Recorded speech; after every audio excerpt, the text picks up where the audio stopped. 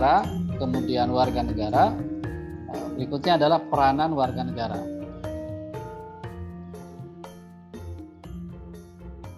Peranan warga negara merupakan apa yang boleh dan harus dilaksanakan oleh seseorang karena statusnya sebagai warga negara. Apa yang boleh itu artinya hak. Apa yang boleh dituntut kepada negara itu hak kita. Dan apa yang harus dilaksanakan itu artinya kewajiban. Karena status kita sebagai warga negara. Dengan demikian, peranan itu kan berkaitan dengan hak dan kewajiban kita sebagai warga negara. Oleh karena itu, kata Pak Holisin, wujud dari peranan itu adalah hak dan kewajiban sebagai warga negara, seperti yang dijamin dalam peraturan perundang-undangan.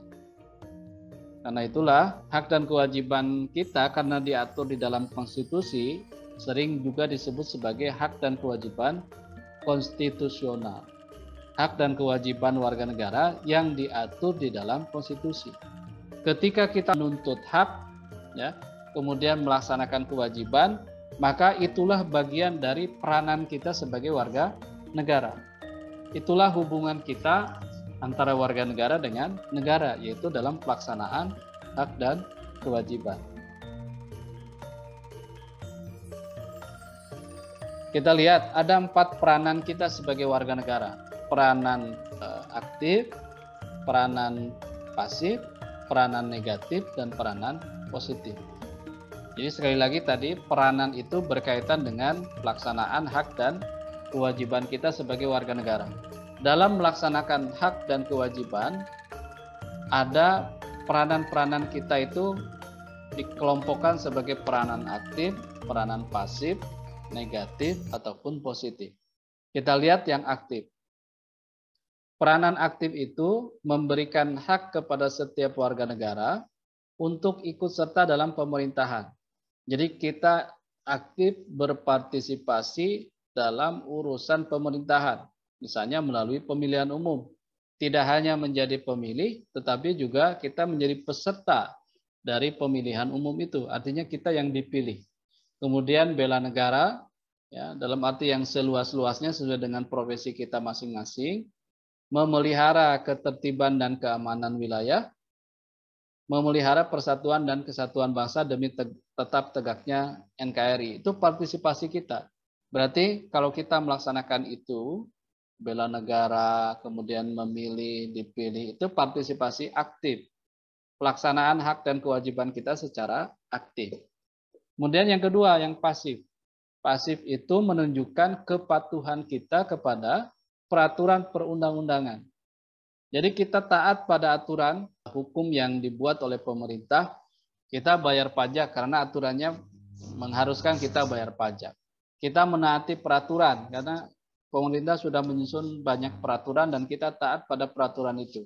Itu menunjukkan peranan kita yang pasif.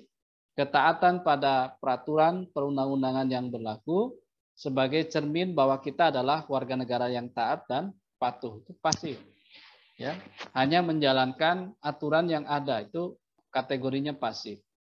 Kemudian yang negatif, negatif itu secara garis besar kita menolak campur tangan pemerintah dalam urusan pribadi, kehidupan pribadi warga negara. Jadi kalau sampai ada aturan yang mengatur hal-hal yang sifatnya pribadi, warga negara boleh menolak. Nah, itu hak gitu ya, hak untuk menolak campur tangan pemerintah atau negara pada urusan-urusan pribadi, kehidupan pribadi. Misalkan penentuan jodoh loh. Jodoh seseorang itu misalkan ada aturan ya, dikeluarkan aturan. Laki-laki Jawa tidak boleh menikah dengan perempuan Sunda, misalkan begitu. Itu kan sudah wilayah pribadi, kehidupan pribadi. Kita boleh menolak. Ya, kita boleh menolak karena itu sudah urusan pribadi. Ya, jangan sampai seperti di Korea Utara misalkan. Untuk urusan gaya rambut saja yang laki-laki harus mengikuti presidennya. Itu kan kehidupan pribadi. Ya, di kita tidak sampai seperti itu. Oke, itu yang negatif ya. Jadi yang negatif itu kita menolak campur tangan negara, pemerintah pada kehidupan pribadi warga negara.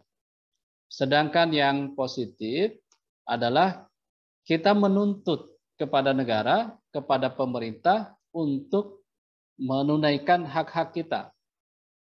Itu ya. Jadi permintaan dari warga negara atas pelayanan dari negara untuk memenuhi kebutuhan hidup. Ya, kita meminta jaminan pendidikan, jaminan kesehatan, keselamatan, pertahanan, keamanan gitu ya. Itu kita nuntut kepada pemerintah, kepada negara. Nah, itu peran positif kita. Jadi, sekali lagi, peran kita sebagai warga negara itu ada peran aktif, peran pasif, peran negatif, dan peran positif. Ketika kita menyuarakan hak-hak kita, berarti peran positif. Ketika kita menolak campur tangan negara dalam urusan kehidupan pribadi kita, berarti peran negatif. Ketika kita taat pada aturan, patuh pada aturan yang berlaku, berarti kita peran pasif. Ketika kita terlibat mengelola negara, ya berarti peran aktif, gitu ya. Itu kata kuncinya.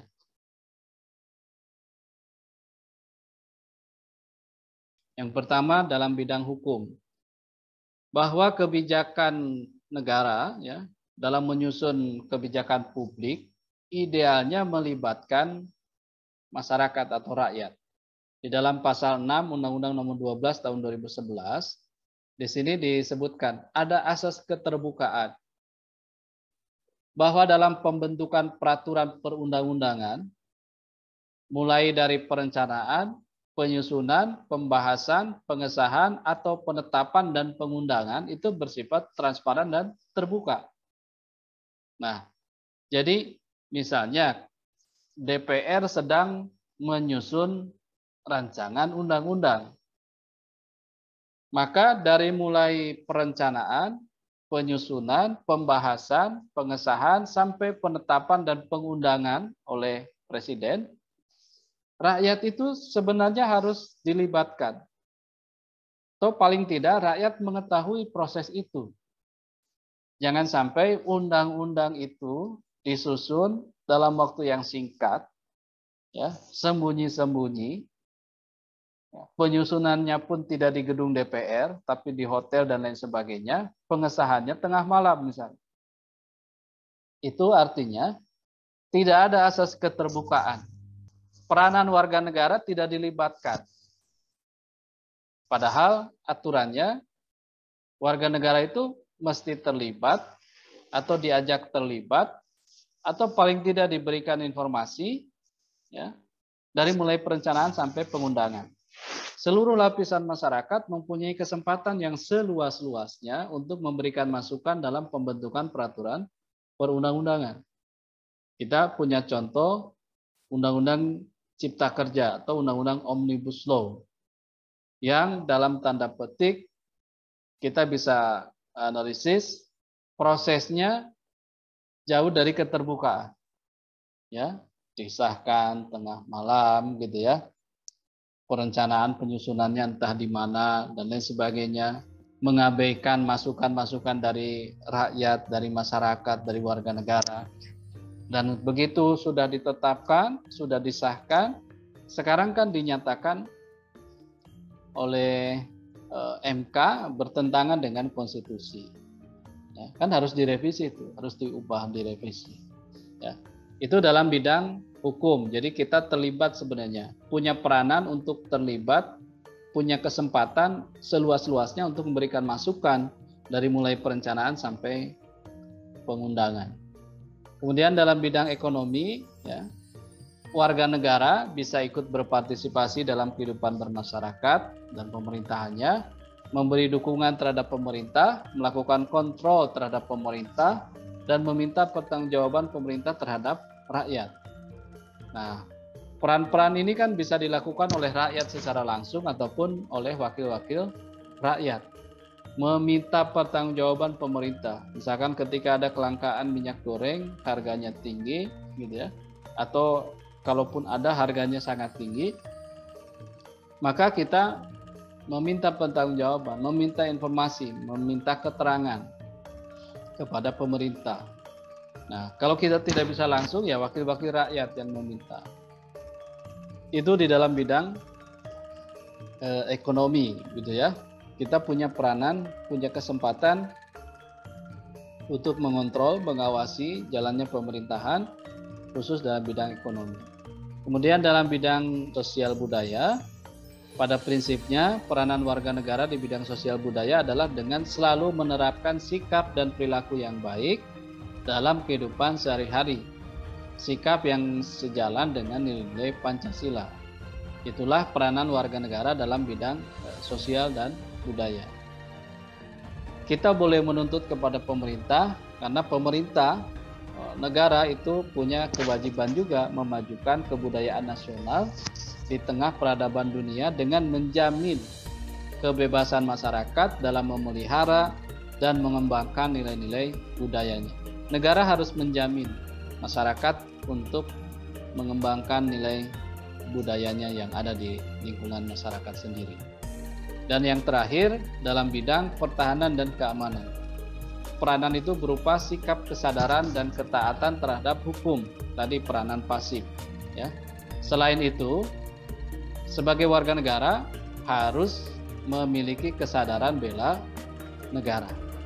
Pasal 30 ayat 1, tiap-tiap warga negara berhak dan wajib ikut serta dalam usaha pertahanan dan keamanan negara. Itu peranan kita, ya. Kemudian pasal 27 ayat 3 kalau tidak salah, tiap-tiap warga negara berhak dan wajib ikut serta dalam upaya bela negara. Itu peranan-peranan warga negara dalam bidang pertahanan dan keamanan, ya. Sebelumnya dalam bidang sosial budaya, dalam bidang ekonomi, dan dalam bidang hukum, ya. Peranan-peranan ini, ya, baik peranan positif, peranan negatif, peranan aktif maupun peranan pasif, diwujudkan dalam pelaksanaan hak dan kewajiban kita sebagai warga negara. Pelaksanaan hak dan kewajiban kita sebagai warga negara adalah wujud hubungan